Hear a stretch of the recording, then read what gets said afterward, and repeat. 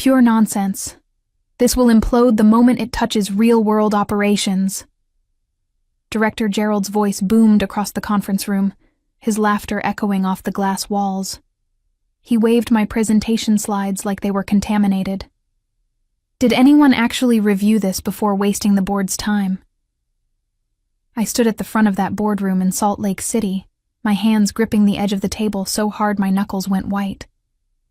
The entire executive team sat there, some looking uncomfortable, others smirking along with Gerald. My efficiency optimization project, the thing I had poured 8 months of my life into, was being torn apart like garbage. My name is Katie, and I was 29 years old when everything I had worked for came crashing down in that meeting.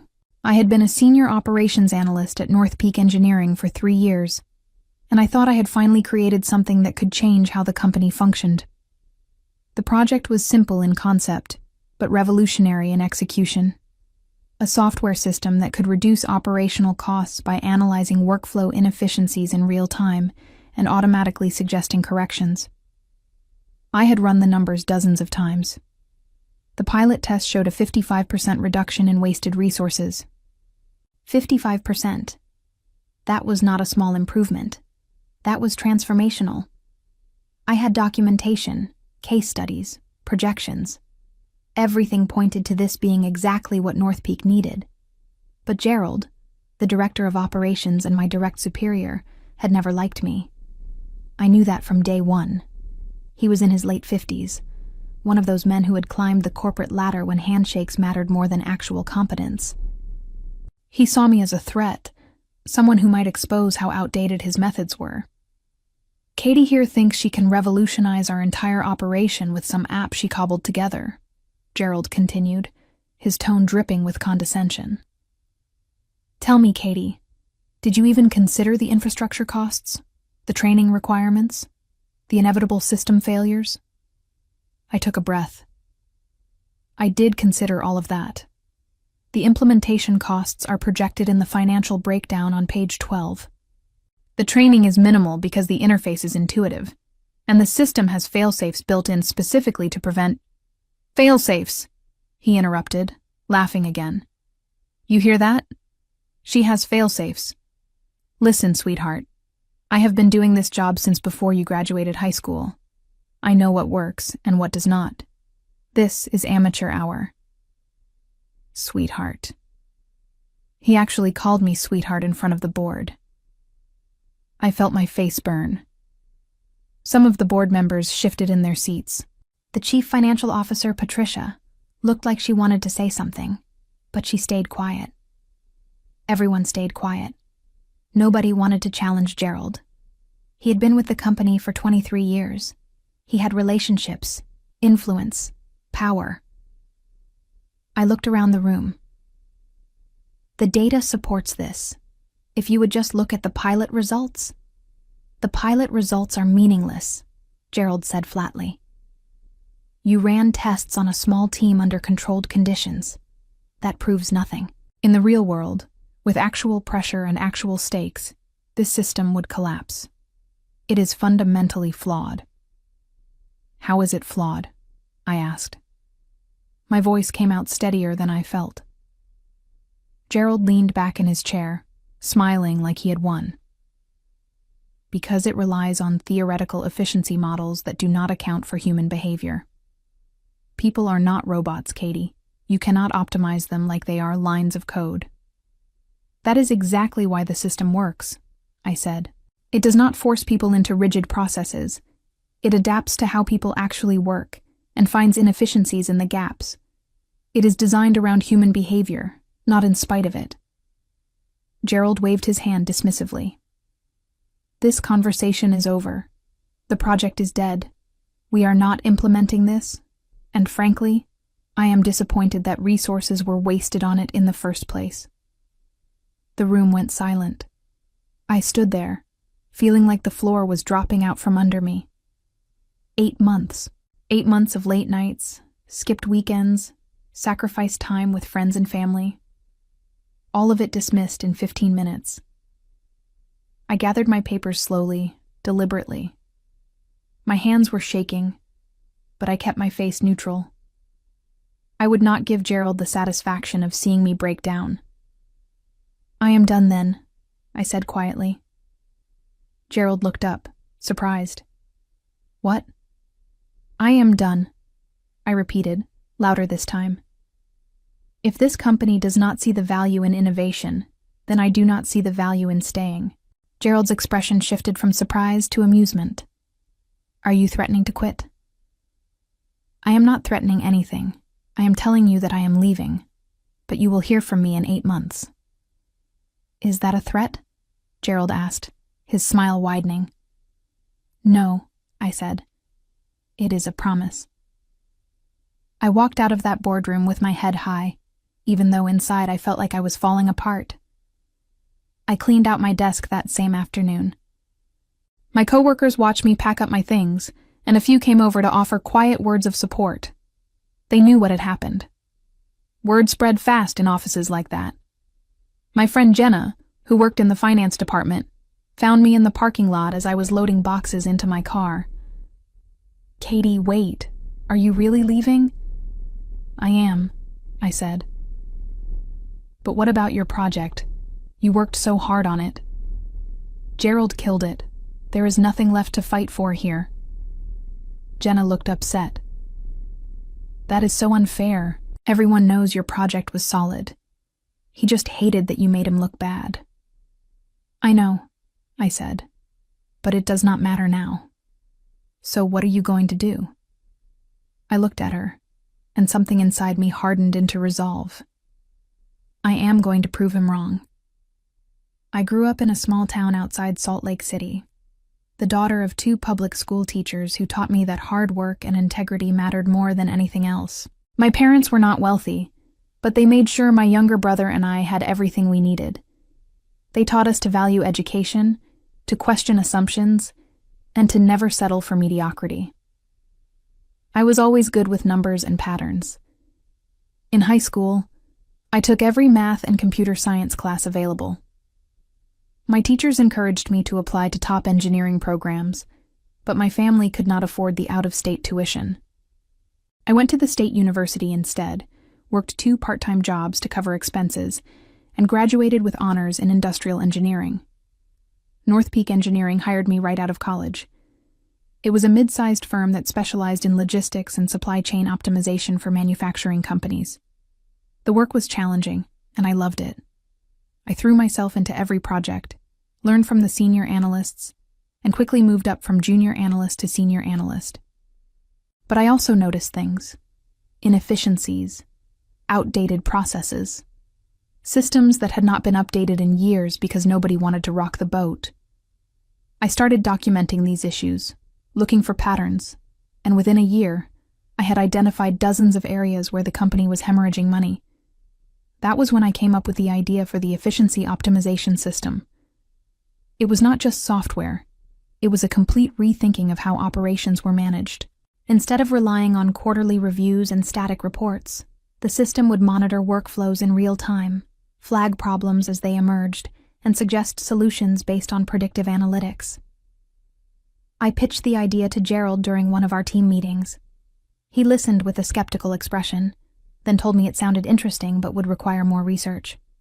I took that as permission to move forward. For the next 8 months, I worked on the project during every spare moment. I coded the prototype myself, learning new programming languages and data analysis techniques along the way. I ran small-scale tests with a few willing coworkers, refining the system based on their feedback. The results were undeniable. The system worked. I thought Gerald would be thrilled. I thought he would see this as a win for the entire department, something that would make us look good to the executive team. I was naive. Gerald saw it as a threat. If my system worked, it would expose how inefficient his management had been. It would show that there were better ways to do things, ways he had never considered. He could not let that happen. Looking back, I should have seen the warning signs. The way he dismissed my progress updates. The way he excluded me from key meetings. The way he subtly undermined my credibility with other team members. But I was too focused on the work to notice the politics. The day after I quit, I sat in my apartment and stared at my laptop.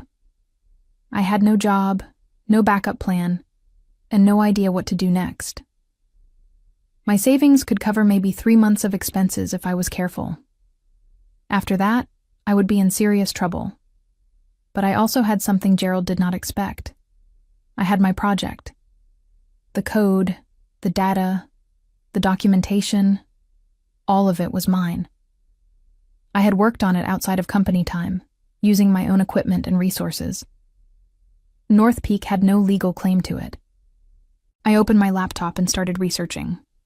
How do you start a company? How do you secure funding? How do you turn an idea into a real business? The learning curve was steep.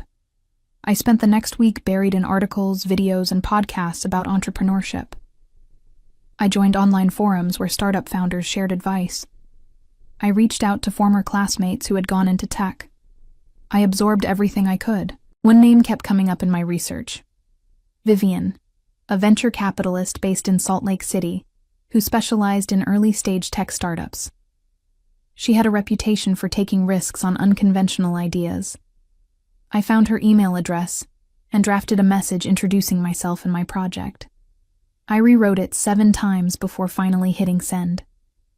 To my surprise, Vivian responded within 2 days. She wanted to meet. We met at a coffee shop downtown. Vivian was in her early 40s, sharply dressed, with an intensity that made me sit up straighter. She listened as I explained the efficiency optimization system, asked pointed questions about the technology and market potential, and then leaned back in her chair. "This is interesting," she said. "But why did you leave your job to pursue it?" I told her the truth. About Gerald, about the boardroom humiliation, about walking out with nothing but my pride. Vivian smiled. "Good. You have something to prove. That is the best motivation there is." She introduced me to 2 other investors, both of whom were intrigued by the project. Within 3 weeks, I had secured enough angel investment to register my own startup, rent a small office space, and hire 2 junior developers to help me scale the prototype. I named the company Streamline Solutions. Simple, direct, and exactly what we were offering. Those first few months were brutal. I worked 16-hour days, learning how to manage a team, handle investor expectations, and navigate legal requirements. I made mistakes. I miscalculated timelines. I burned through cash faster than I expected. But the system kept improving. Every iteration made it faster, smarter, more intuitive. The developers I hired were brilliant, and they believed in what we were building. We were not just creating software. We were creating something that could genuinely help companies work better. By month 4, we had a functional beta version ready for testing. I reached out to small businesses that might benefit from the system, offering free trials in exchange for feedback. The response was overwhelming. Within weeks, we had a waiting list of companies wanting to try it. The efficiency metrics embarrassed industry standards. One logistics company reduced their operational waste by 48% in the first month. A manufacturing firm cut costs by 52%. The numbers kept climbing. I knew we had something special. But I also knew that to really make an impact, we needed to scale bigger. 5 months after leaving North Peak, I was standing in a conference room across town, pitching Streamline Solutions to executives from Velthorn Industries, one of the largest tech conglomerates in the region. They had heard about our beta results and wanted to see the system in action. I walked them through a live demonstration, showing how the software analyzed workflow data in real time and identified inefficiencies within seconds. I showed them case studies from our beta clients. I answered every technical question they threw at me. The head of acquisitions, a man named Douglas, sat at the far end of the table, watching me closely. When I finished, he glanced at his team, then back at me. "This is impressive work," Douglas said. "How big is your team?" 3 full-time developers, 1 part-time marketing consultant, and me, I said. Douglas raised an eyebrow. "You built this with 4 people?" "We did." He leaned back in his chair. "We have been looking for exactly this kind of solution for our internal operations, but we have also been considering developing something in-house. Why should we work with you instead?" I did not hesitate. Because we have already solved the problems you would spend 2 years and millions of dollars trying to figure out. Our system is proven, scalable, and ready to deploy. You could start seeing results within weeks, not years. Douglas smiled slightly. Confident. Realistic, I corrected. The meeting ended with Douglas telling me they would be in touch. I left feeling cautiously optimistic but tried not to get my hopes up. Big companies moved slowly. It could take months before I heard anything. But 3 days later, Douglas called me directly. Velthorn wanted to move forward. Not just as a client. They wanted to acquire Streamline Solutions outright. The offer was staggering. More money than I had ever imagined seeing in my entire life. Enough to pay back my investors 10 times over, take care of my parents, and still have more than enough left to start something new if I wanted to. I sat in my tiny office staring at the acquisition offer and thought about Gerald. I thought about how he had laughed at me, dismissed my work, called it nonsense. I thought about the board members who had sat silently while he humiliated me. And then I thought about something better than just proving him wrong. I wanted him to know. I wanted everyone at North Peak to know. I called Jenna, my friend who still worked there. "Can you do me a favor?" I asked. "Of course. What do you need?" "I need you to tell me when the next board meeting is." Jenna hesitated. "Why?" "Just trust me." 2 weeks later, on the day Velthorn officially announced the acquisition, I sent a thank you card to Gerald at North Peak. The card was simple, elegant, with a handwritten note inside. "Dear Gerald, thank you for teaching me that sometimes the best opportunities come from knowing when to walk away. I hope you have been following the news. Not so nonsense now, huh? Best regards, Katie." I included a printed copy of the press release announcing Velthorn's acquisition of Streamline Solutions for $120 million. Jenna called me 2 days later, laughing so hard she could barely speak. "Katie, oh my God. Everyone is talking about your card. Someone took a picture of it and it is spreading all over the company." Gerald's face when he opened it. I wish you could have seen it. What did he do? He turned completely red and locked himself in his office for an hour. Then he came out and tried to pretend like nothing happened, but everyone knows. Patricia from the board actually came down to his floor to ask him about it. Apparently, she remembered your presentation and wondered why he had been so quick to shut it down. I felt a rush of satisfaction that was better than any revenge fantasy I had imagined. It was not just that I had succeeded. It was that Gerald's entire department now knew he had dismissed a project that ended up being worth $120 million.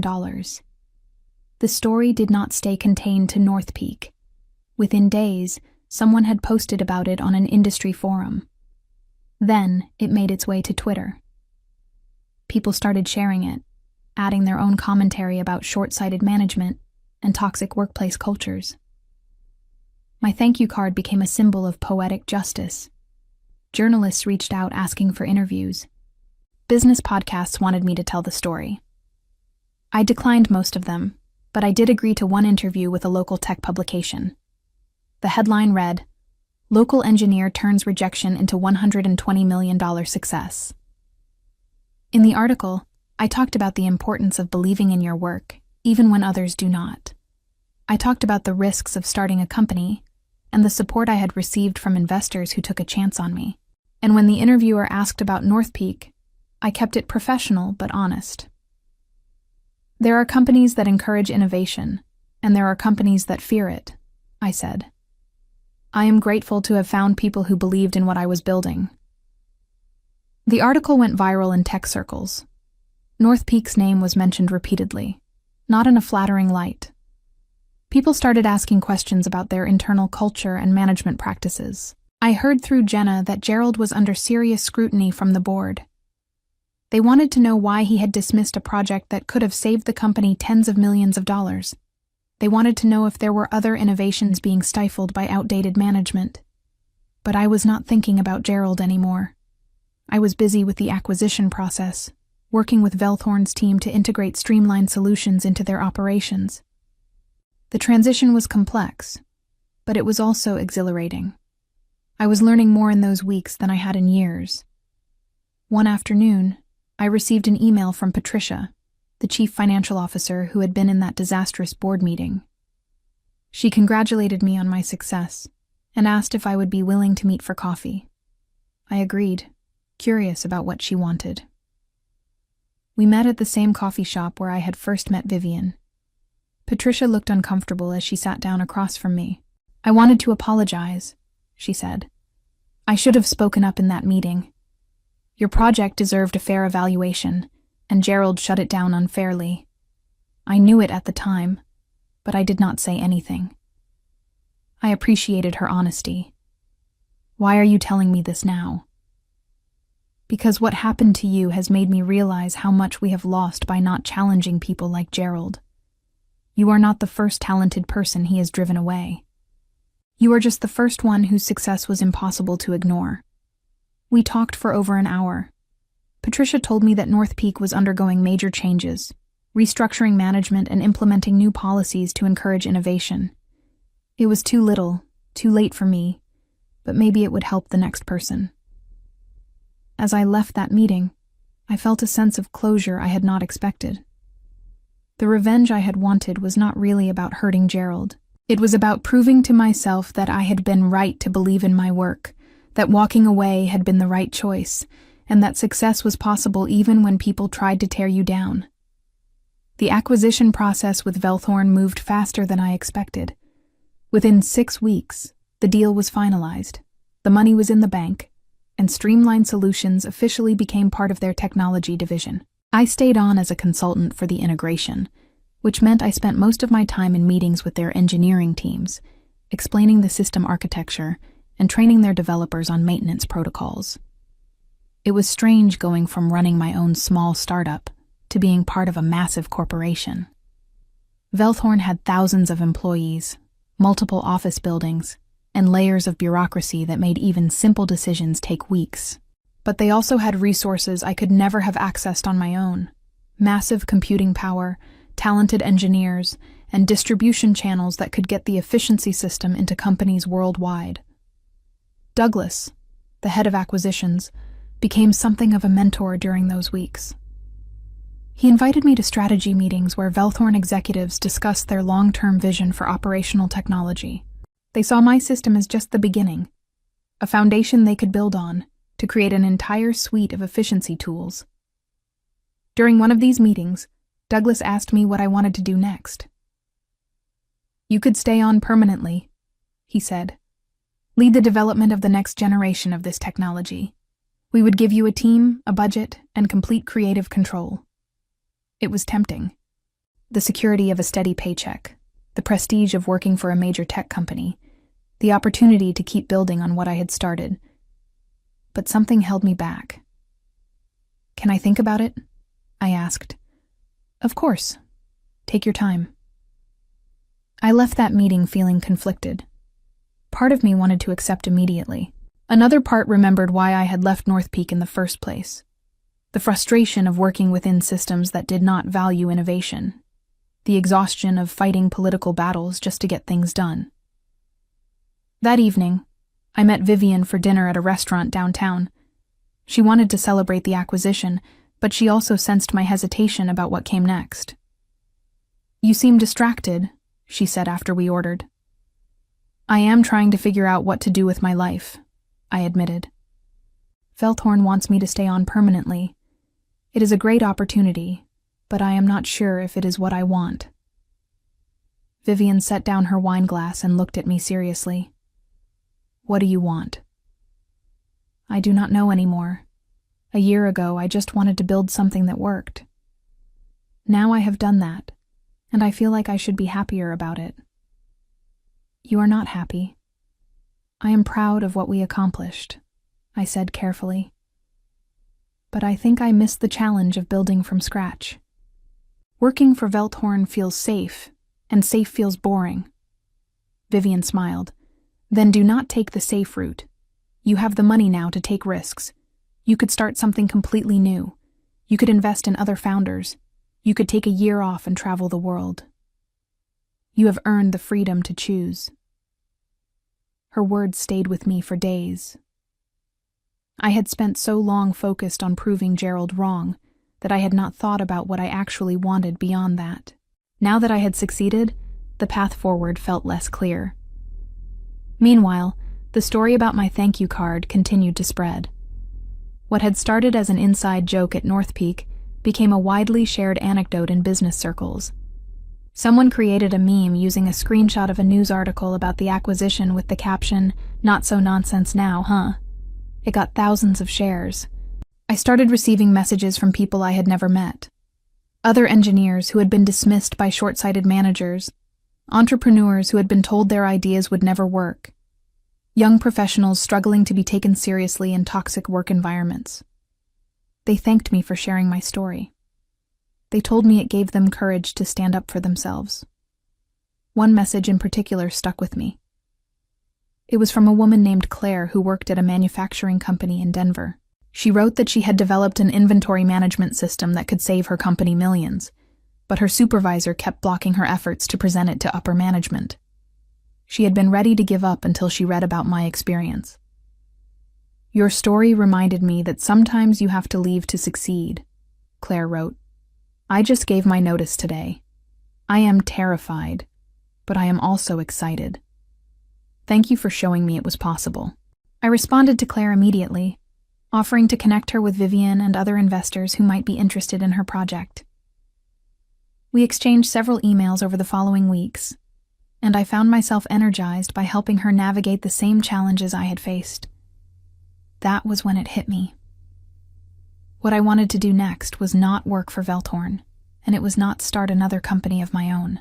What I wanted was to help other people in situations like mine. People with great ideas who were being held back by bad management or lack of resources. I called Vivian and told her my plan. I wanted to use part of the acquisition money to create an angel investment fund specifically focused on projects that had been rejected by established companies. I wanted to find the next person like me, someone with a brilliant idea and no support system, and give them a chance. Vivian loved it. "That is perfect for you," she said. "You understand what it is like to be in that position. You would be an incredible resource for founders who are just starting out." We spent the next month setting up the fund. I brought in 2 other investors to diversify the expertise, and we established criteria for the types of projects we would support. Within weeks of announcing the fund, I was flooded with applications. But something else was happening that I had not anticipated. North Peak was unraveling. Jenna called me one evening, her voice tense. "Katie, things are getting really bad here. Gerald is completely losing it." "What do you mean?" "After your card went viral, the board started asking questions about why he dismissed your project. They brought in consultants to audit the department, and they found that Gerald has been blocking or sabotaging multiple innovation initiatives over the past 5 years. Projects that could have saved the company millions. Your situation was not unique. It was part of a pattern." I felt a chill. "He sabotaged other projects?" "At least 8 that they have documented so far. Some people quit. Others just gave up and stopped trying. Gerald saw innovation as a threat to his authority, so he systematically crushed anything that made him look bad." "That is insane." "It gets worse," Jenna said. "The board is furious. They are talking about firing him, but Gerald is fighting back. He is claiming that you stole company intellectual property when you left, and he is trying to get them to sue you." My stomach dropped. "What?" "He is saying that you developed the efficiency system on company time using company resources, so North Peak owns it. He wants them to file a lawsuit claiming you had no right to sell it to Velthorn." "That is completely false," I said, my voice shaking. "I documented everything. I worked on it outside office hours, used my own equipment, my own money for testing. North Peak has no claim to it." "I know that, and the board probably knows that too. But Gerald is desperate. He thinks if he can make you look like a thief, it will take the heat off him." I hung up the phone feeling sick. I had thought the worst was behind me. I had thought winning meant I could move forward without looking back. But Gerald was not done fighting. The next morning, I received a letter from North Peak's legal team. It was exactly what Jenna had warned me about. A formal notice claiming that my efficiency optimization system was developed using company resources and therefore constituted company intellectual property. They were demanding that I cease any further commercialization of the system and provide documentation proving otherwise. The letter was signed by North Peak's chief legal counsel, but I could practically hear Gerald's voice in every line. This was his last-ditch effort to destroy what I had built. I immediately called the lawyer I had worked with during the Velthorn acquisition, a sharp woman named Beverly, who specialized in intellectual property cases. I forwarded her the letter and waited anxiously for her response. Beverly called me back within 2 hours. "This is garbage," she said bluntly. "They have no case, but we need to take it seriously because even a frivolous lawsuit can cause problems." "What kind of problems?"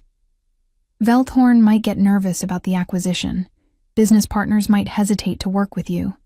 And fighting a lawsuit is expensive and time-consuming even when you know you are going to win." "So what do I do?" "We respond aggressively. We show them that we have ironclad documentation proving you developed this system independently. And we make it clear that if they pursue this, we will countersue for harassment and damage to your reputation." Beverly was as good as her word.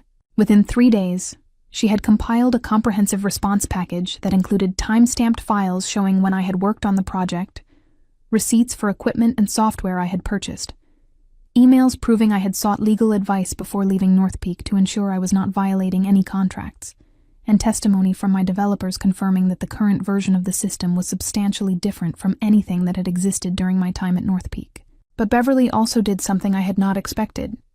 She filed a formal complaint with the Utah State Bar, alleging that North Peak's legal team was pursuing a case they knew had no merit solely to harass a former employee.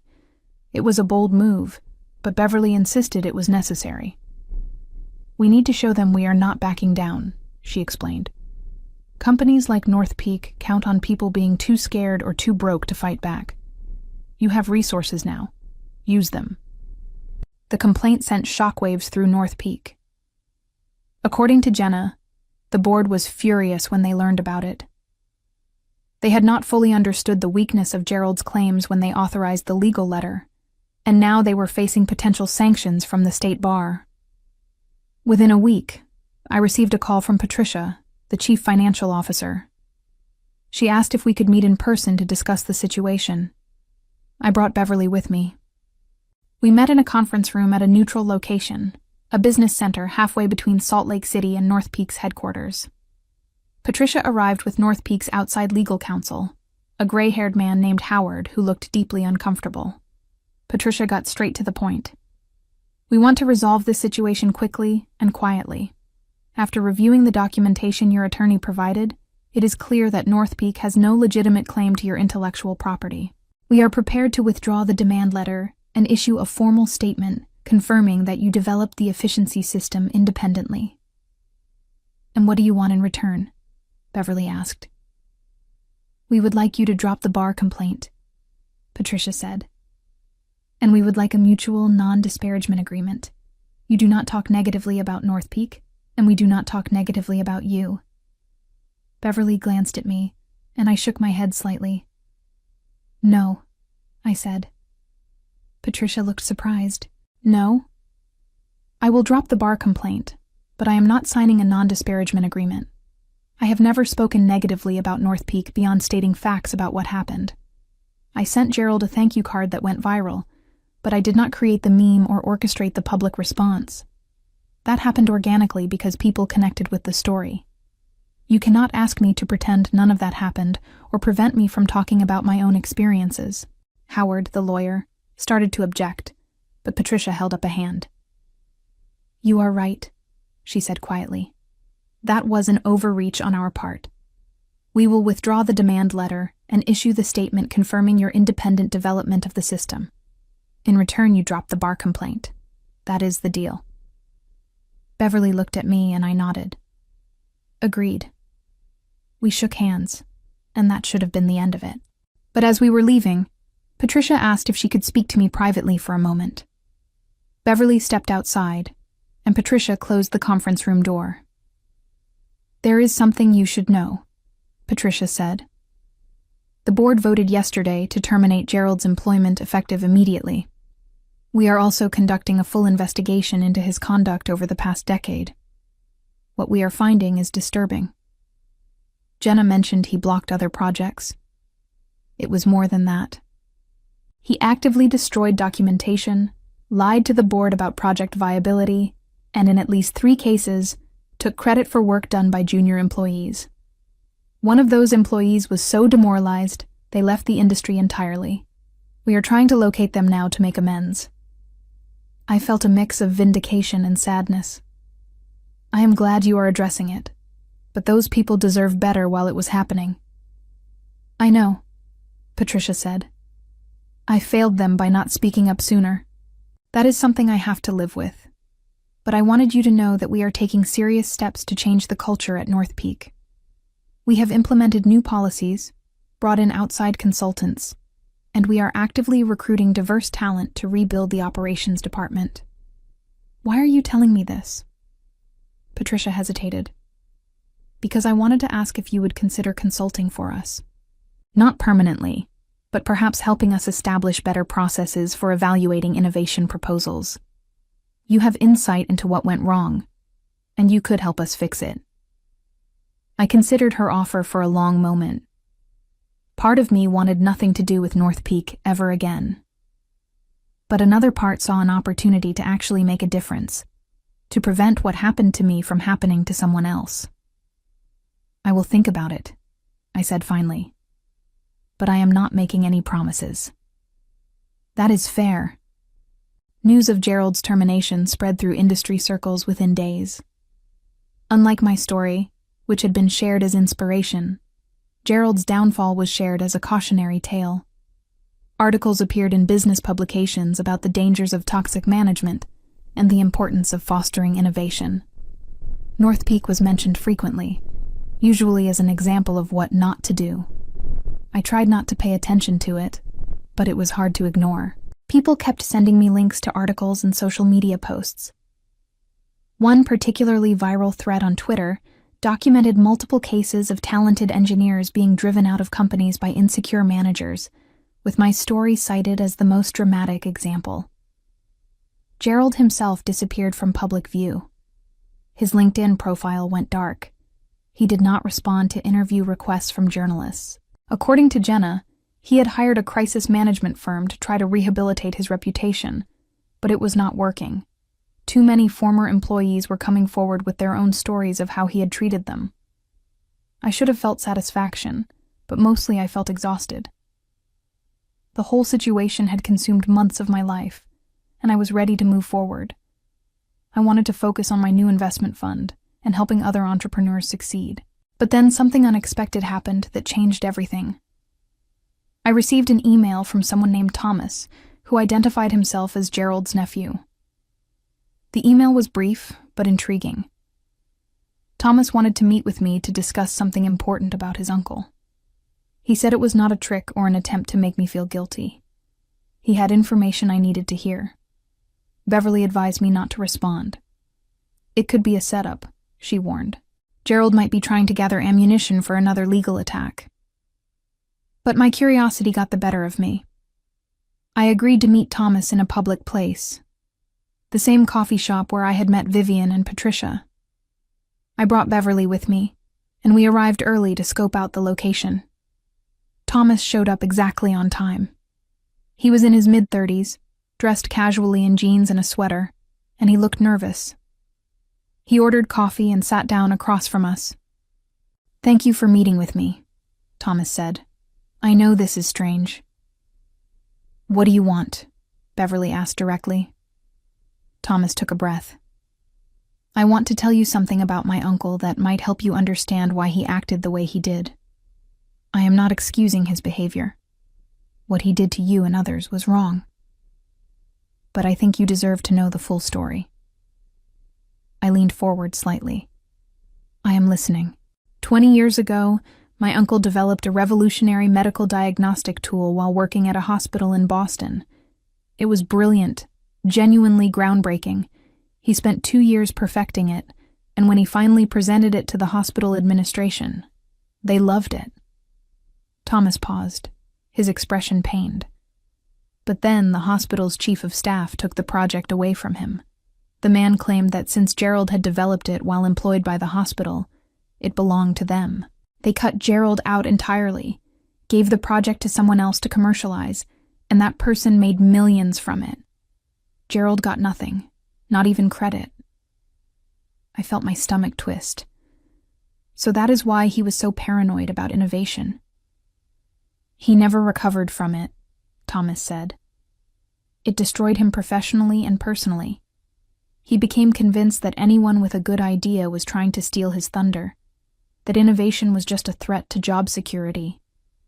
He turned into the very thing that had hurt him, someone who crushes other people's dreams. Beverly spoke up. Why are you telling us this? Because my uncle is sick, Thomas said quietly. He has pancreatic cancer. The doctors say he has maybe 6 months, and he is dying filled with bitterness and regret. He asked me to reach out to you because he wants to apologize, but he is too ashamed to do it himself. The coffee shop suddenly felt too quiet. I did not know what to say. I am not asking you to forgive him, Thomas continued. I am just passing along his message. He knows what he did was wrong. He knows he hurt a lot of people, and he is sorry. Not that it changes anything, but I thought you should know. Thomas stood up, left a business card with his contact information, and walked out. Beverly and I sat there in silence for a long moment. That does not change what he did, Beverly said finally. I know, I replied, but it explains a lot. Over the next few days, I could not stop thinking about Thomas's revelation. Gerald had been a villain in my story, the obstacle I had overcome. But he had also been a victim once, someone whose trauma had turned him into something cruel. It did not excuse his actions, but it added a layer of tragedy to the whole situation. I talked it over with Vivian, with Jenna, with my parents. Everyone had different opinions about whether I should reach out to Gerald or simply let it go. In the end, I decided to write him a letter. I did not forgive him. I did not pretend that what he did was acceptable. But I acknowledged that I understood, at least partly, where his fear came from. And I told him that I hoped he could find some peace in whatever time he had left. I mailed the letter not knowing if he would read it or how he would respond. A week later, I received a short handwritten note back. It simply said, "Thank you. I am glad you succeeded. I hope you help others do the same." That was the last communication I ever had with Gerald. 3 months after my exchange of letters with Gerald, I was sitting in my new office space in downtown Salt Lake City, reviewing applications for the Angel Investment Fund. The space was modest but bright, with large windows overlooking the city and enough room for a small team. I had hired 2 associates to help me evaluate proposals and manage the portfolio, both young professionals who reminded me of myself at their age, hungry, driven, and tired of being overlooked by traditional investors. The fund had received over 200 applications in its first quarter.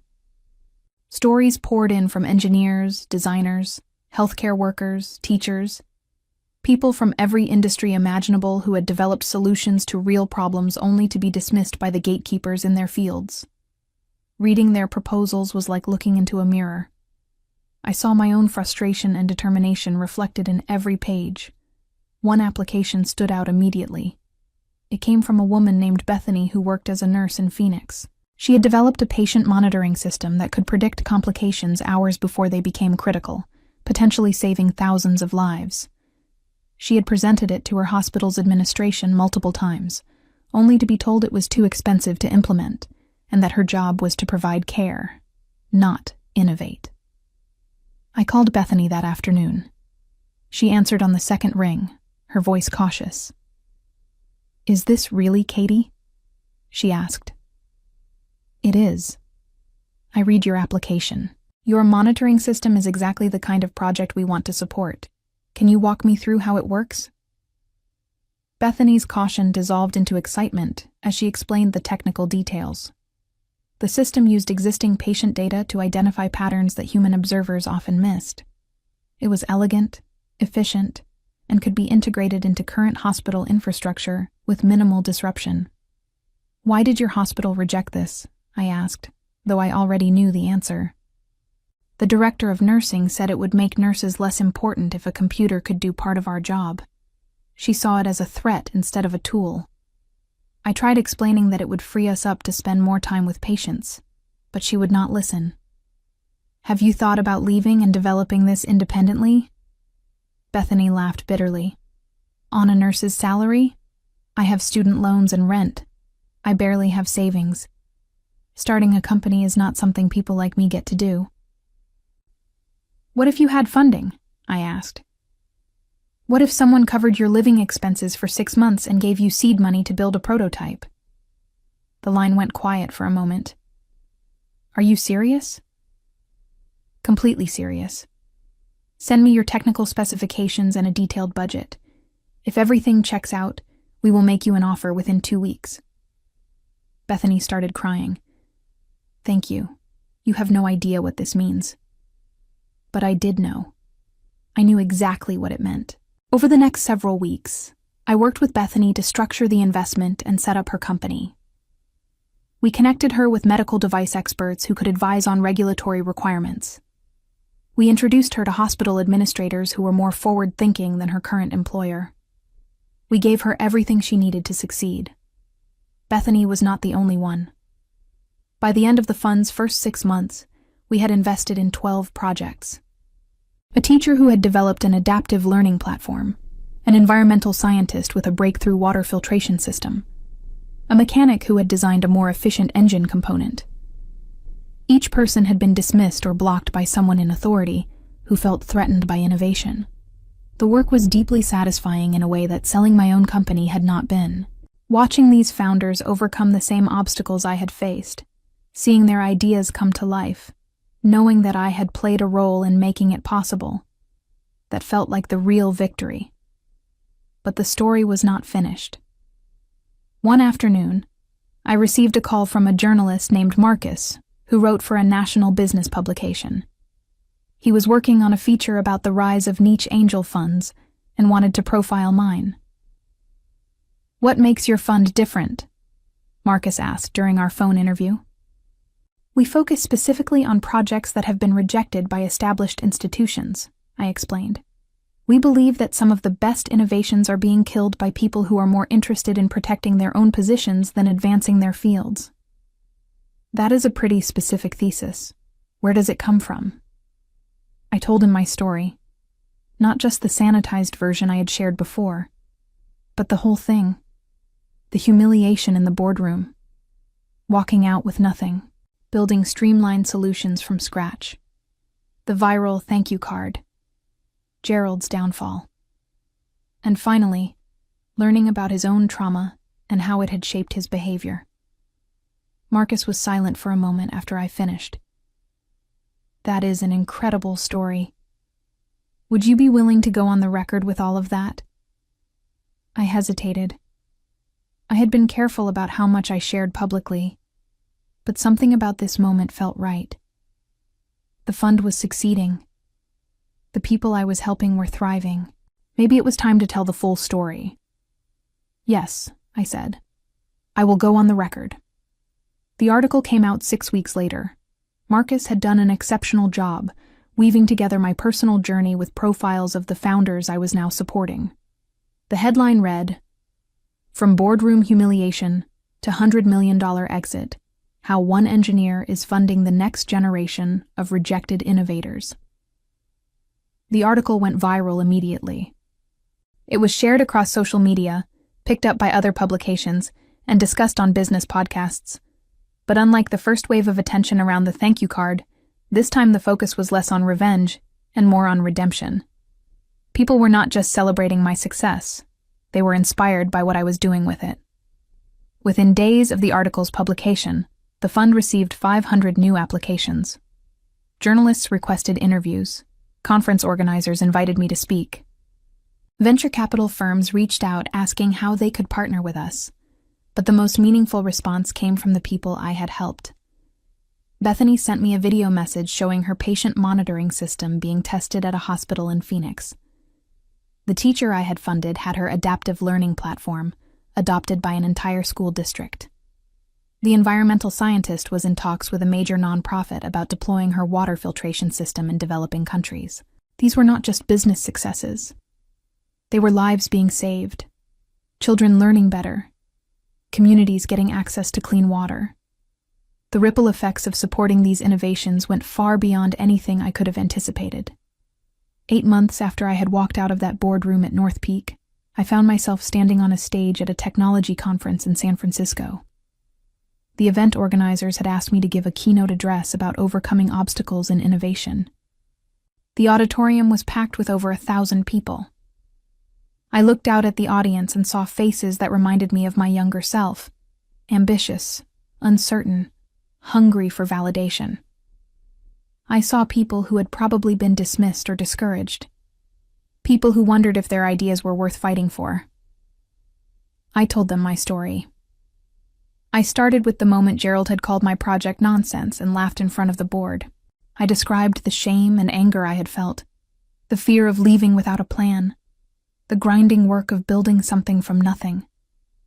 I talked about the vindication of the acquisition and the unexpected complexity of learning about Gerald's own trauma.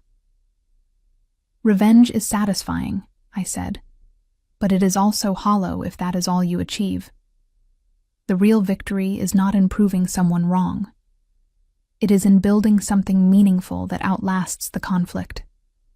It is in using your success to lift up other people who are in the position you once were. I talked about the investment fund and the founders we were supporting. I shared their stories, their struggles, their triumphs. The audience listened with rapt attention, and I could see some people wiping away tears. When I finished, the applause was deafening. People stood, and the ovation continued for what felt like minutes. As I walked off stage, conference attendees lined up to talk to me. They shared their own stories of being dismissed or overlooked. They asked for advice. They thanked me for giving them hope. One woman, probably in her early 40s, waited until everyone else had gone. "I work at a pharmaceutical company," she said.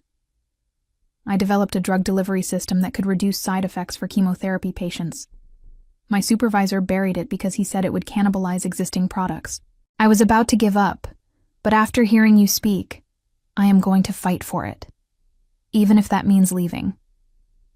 I gave her my business card. "Send me your proposal. Let us see if we can help." She looked at the card like it was made of gold. "Thank you.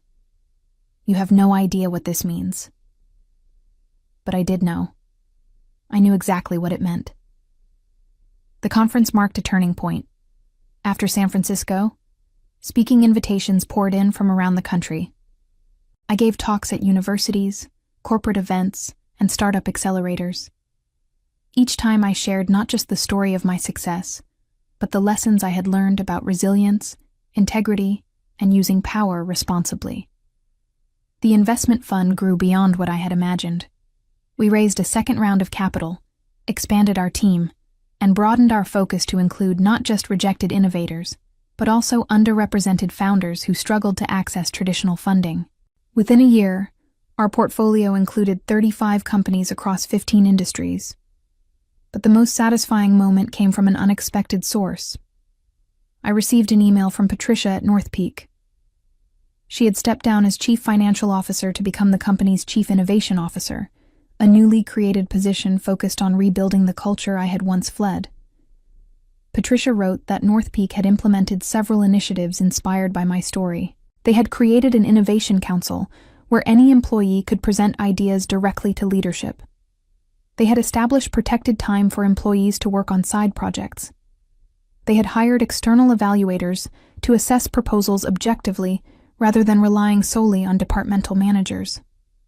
"We cannot undo the past," Patricia wrote, but we are trying to ensure it does not repeat. I wanted you to know that your experience, as painful as it was, has created meaningful change here. I hope that brings you some measure of peace."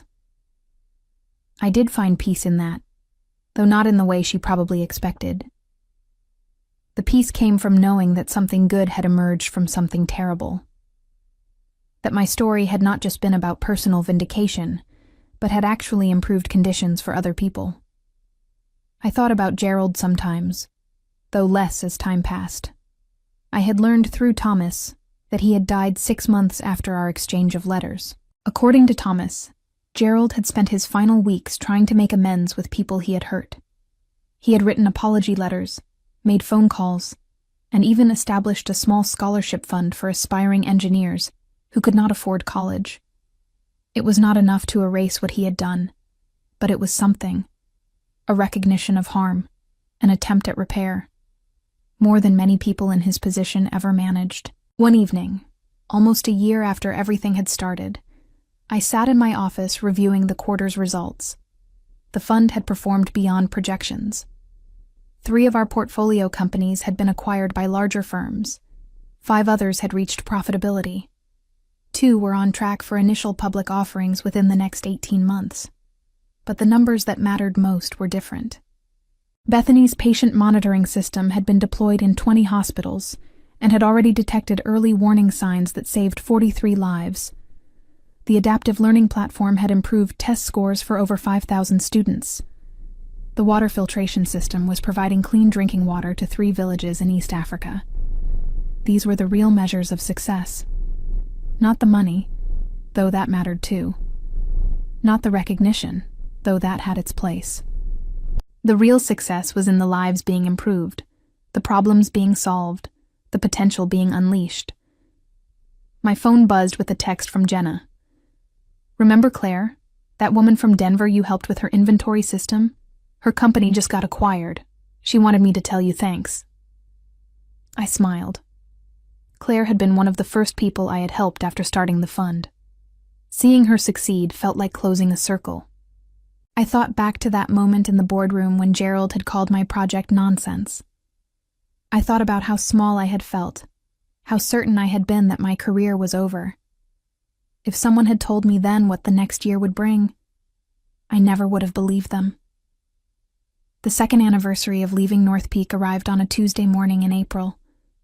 I woke up early, went for a run through the foothills overlooking Salt Lake City, and arrived at the office feeling energized. My team had planned a small celebration. Nothing elaborate, just cake and a chance to reflect on how far we had come. But before the celebration, I had one meeting scheduled. A young man named Jordan had flown in from Seattle to pitch his project. He was 24, fresh out of college, and working as a junior engineer at an aerospace company. He had developed a new approach to satellite propulsion that could reduce costs by 40%, but his managers had dismissed it as too risky. Jordan sat across from me in the conference room, his presentation pulled up on his laptop. He looked nervous, the way I had probably looked before that disastrous board meeting 2 years ago. "Before you start," I said, "I want you to know something. Whatever happens in this meeting, your idea has value. Whether we fund it or not, whether it succeeds or not, the fact that you developed it and had the courage to pursue it matters. Do not let anyone convince you otherwise." Jordan's shoulders relaxed slightly. "Thank you. That helps." His presentation was brilliant, technical, detailed, and backed by solid research. He had clearly spent months developing the concept and running simulations. As he spoke, I could see the passion and intelligence that had gone into the work. When he finished, I did not make him wait. "We are going to fund this," I said. "Let us talk about next steps." Jordan looked stunned. "Really? That is it? You do not need to review it with your team or run more analysis?" "I trust my instincts," I said. "And I trust that someone talented enough to develop this system is talented enough to build a company around it. We will do proper due diligence, of course, but I am confident this is exactly the kind of project we want to support." After Jordan left, practically floating out of the office, my team gathered for the anniversary celebration. We cut the cake, shared stories about our favorite portfolio companies, and talked about plans for the year ahead. One of my associates, a sharp woman named Kira, raised her glass. To Katie, who turned rejection into revolution. Everyone laughed and clinked glasses, but I shook my head. It was not a revolution. It was just refusing to accept someone else's limitations. And it was not just me. It was every person who took a chance when the safe path was giving up. That is what we celebrate today. As the celebration wound down, I returned to my office and found an envelope on my desk. It was hand-delivered, according to the note from reception. Inside was a letter with no return address. I opened it carefully. The handwriting was shaky but legible. Dear Katie, you do not know me, but I worked with your Uncle Gerald for 8 years. I want you to know that before he died, he talked about you often. He said you had done what he could not, turned being wronged into something constructive instead of destructive. He was proud of you, though he knew he had no right to be. I thought you should know that. Sincerely, a former colleague. I read the letter twice, then folded it carefully and put it in my desk drawer. I was not sure how I felt about it. Proud, maybe. Sad, definitely. But also grateful, in a strange way, that even Gerald had found some measure of redemption before the end. My phone buzzed again. This time it was a message from Douglas at Velthorn. Just saw your name on the list of speakers for the Global Innovation Summit. Proud to see how far you have come. The efficiency system you built is now being used by over 200 companies worldwide. You changed the industry. I typed back a quick thank you, then looked around my office. The walls were covered with photos of the founders we had funded, their faces bright with hope and determination. A corkboard held thank you notes, news articles about successful exits, and printouts of lives saved or improved by the innovations we had supported. This was what success looked like. Not a viral meme or a dramatic confrontation, though those had their place in the story. Real success was measured in opportunities created, in potential unlocked, in systems changed for the better. I thought about the advice I would give my younger self, if I could go back to that moment in the boardroom.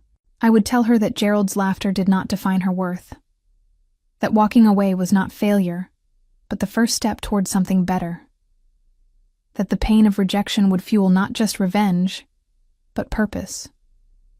I would tell her that 8 months later, everything would be different. Not perfect, not without complications, but profoundly better. That she would build not just one successful company, but an entire ecosystem of innovation. That she would help dozens of people achieve their own versions of what she had accomplished.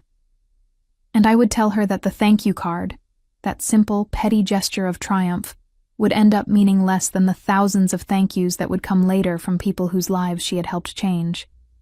Gerald never recovered from his disgrace at North Peak. After his termination, he struggled to find work in the industry. Companies had read the articles, seen the social media posts, and heard the stories from former employees. His reputation was destroyed beyond repair. He spent his remaining months trying to make amends, writing apology letters, and reaching out to people he had hurt. Some accepted his apologies, others did not. When he died, his obituary mentioned his early career achievements, but conspicuously avoided discussing his later years. The consulting firm he had hired to rehabilitate his image quietly closed his file. In the end, Gerald's legacy was not the decades he spent in management, but the cautionary tale he became about the cost of crushing innovation to protect ego. As for me, I continued building something that mattered. The investment fund grew into one of the most successful early-stage funds in the country, known for taking chances on unconventional founders with unconventional ideas. Looking back at my revenge journey, I realized that the sweetest part was not watching Gerald fall, but watching other people rise. People who might have given up if they had not seen someone like them succeed against the odds. That was the real victory, and it kept paying dividends long after the satisfaction of that viral thank you card had faded.